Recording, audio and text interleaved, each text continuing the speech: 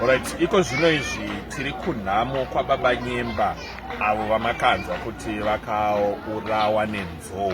So vakuru vandiri navo panapa ndivo vanga vari nababa Nyemba. Tangoti mungonzwa kuti chii chakaitika muchidimbu kune vakuru vatiri navo. Vakuru makadii? Maybe mungataurise henyu zvisaiwo vari kuona kuti munoitwani? Inoitwa pension chimporera. Alright, ruzhinji rungada kuziva kuti chii chakaitika musi watakazosiwa nababa Nyemba. Musi watakasiwa nababa Nyemba, baba yangu vakandikumbira kuti ndifambe nayo. Ndochekutanga izvi yareketaura. Ikataura nemadzimai angu. Baba ndaenda kufamba nawo nhasi. Mai pane kwanga ndaenda Chinhambwe vakandifonera ndikadzoka. Ndikazoenda kumba kwaNyemba. Nyemba vakati baba ndanga achida kuti tifambe tese.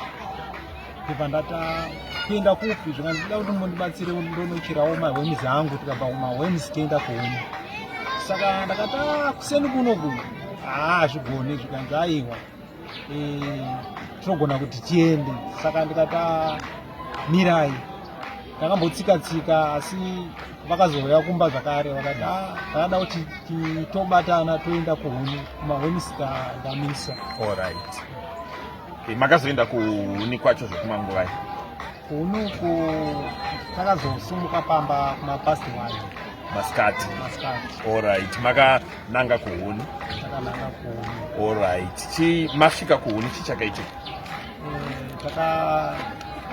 Tikatema huni dzedu dzinokwana kuita 9. Tikauya tikasiya imwe yacho pamba pawo tikadzokera zvakare. Tikatora imwe tikauya pachinhambwe chinokwana kuita 500 meters kubva patara. Ndopatanga tiri vakanditi ndada kumbozorora.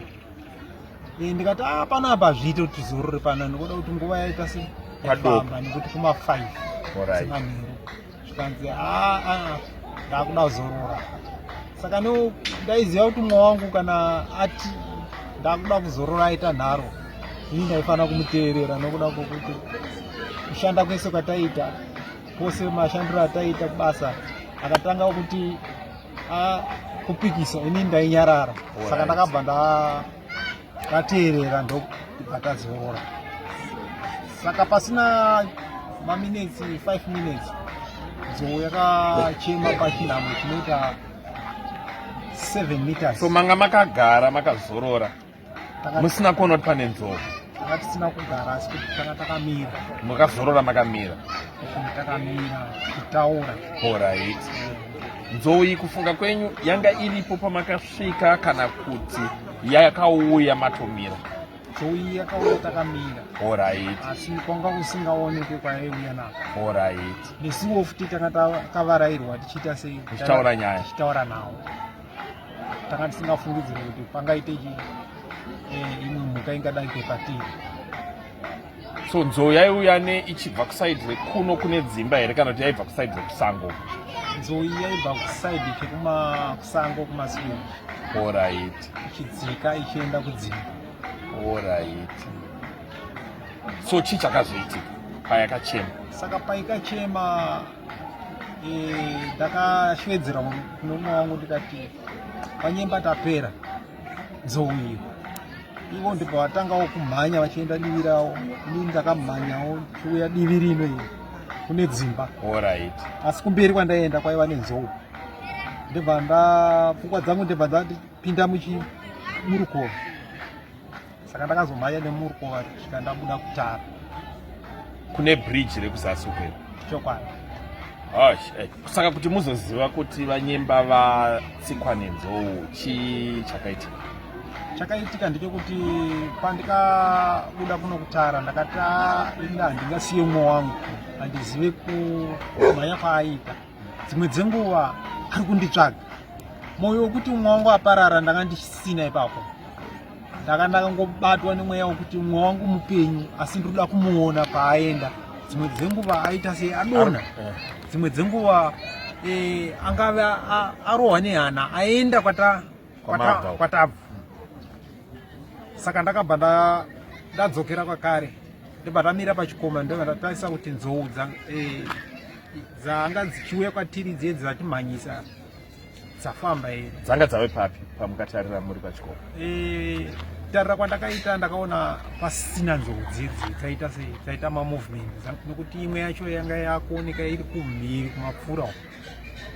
Saka ndakazosvika patanga tavhumburwa nenzou, ndikatarisa ndikaona huni dzanga tasiya dziripo, ndikabvisa huni dziye ndikafungidzira kuti umwe wangu ari kumberi, ndikadzokera zvakare ndikatanga kutsvaga umwe wangu kusvika kumanguva dzinokwana kuita kuma-7 ndichimutsvaga. Saka kuma-7 ikoko ndopandakazobatwa nepfungwa dzekuti pamwe umwe wangu aenda kumba nokuda kuti pamwe atenderera achitiza nzou, pamwe arwa nehana.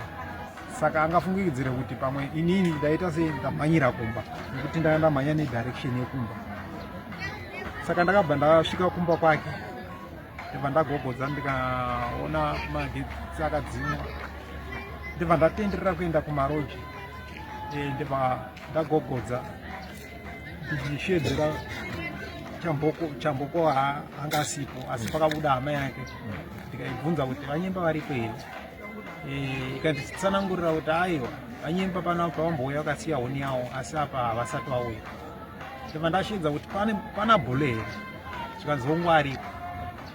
Ndibva ashedza bhole ndibva abuda, ndibva ndamutsanangurira bhole taenda musango nababa, asi nhau yaitika apa ndekuti tikatema huni dzedu tikabuda tikadzokera unotora dzimwe, pazoita nzou panga takamira nokuda kuti ndara atiti yatimbozorora. Saka patazorora pangobuda nzou zvanga tisingafungire mumadenhu, nzou yangochema kamwe chete, isusu ndibva tasipesana, ndara achienda kwake, inini kwangu. Saka inini kwandamhanyira ndamhanya tichienda kune nzou, asi ndazokonera mugomba murikova, ndibva ndabuda chitara. Saka iye mundara handizive kuti atiza nedivi riko nokuti ndambotsvaga sindavashaya. Saka iye ndibva atiti munokwanisa here kuti tiende ikoko.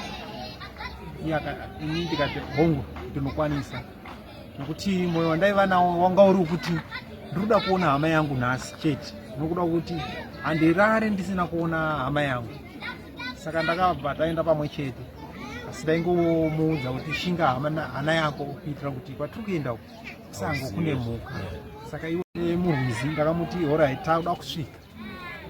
Takayambuka karwizi kaye ndokusvika panga paitika nhau dzatikasangana nadzo idzi. Ndibva ndamuti pana. Saka baba wako anga wakamira apa, ini ndanga ndakamira apa.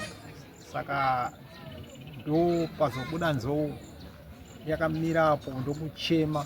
Payachema tese tavhunduka, baba wako wamhanya.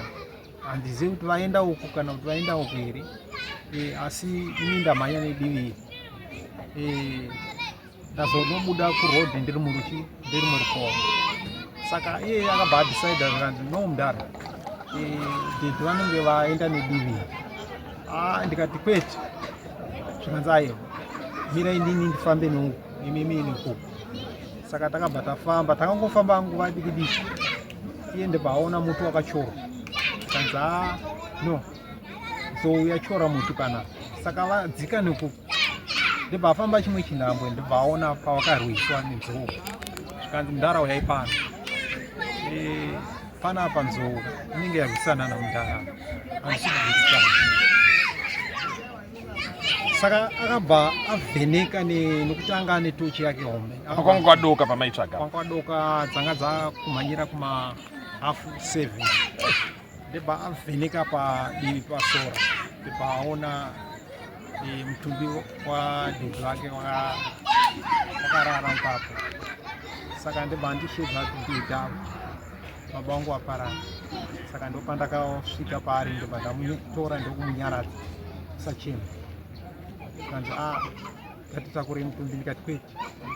Zvikanzi kudara ndoda kutora foni, ndibva ndamutora nechikwama, ndibva atora nemakii, ndibva atora right, takuda kuti tibude. Saka kwatobuda nako unofanira kuteerera inini, toda kufamba nerukova. Tikafamba nerukova tozobuda nekwekwe patamboona mhuka dzidzi nekuti mhuka dzafamba, saka takabva tabuda pasina njodzi yatakasangana nayo kusvika tazosvika pamba pawo. Saka ndopatakazoshedzawo vamwe tichivazivisa zvaitika nemafambiro ataita, ndebva tazosvika kumapurisa panhau chiitiko chakaitika pahama yangu. Tinokutendai baba nekusangana netsaona yakadaro munyaradzo nemusiki. Tongoti inzira yedu tese, asi tinoti muri kwaNyemba nevamwe vose vavaipinda navo chechi, vavakashanda navo kupadenga, vavaigara navo munharaunda yeKariba. Tinoti ndo zvatiri nazvo panapa. Tangoti munzwisise kuti chii chakanyatsoitika kuti baba ava vasvike pakuparadzwa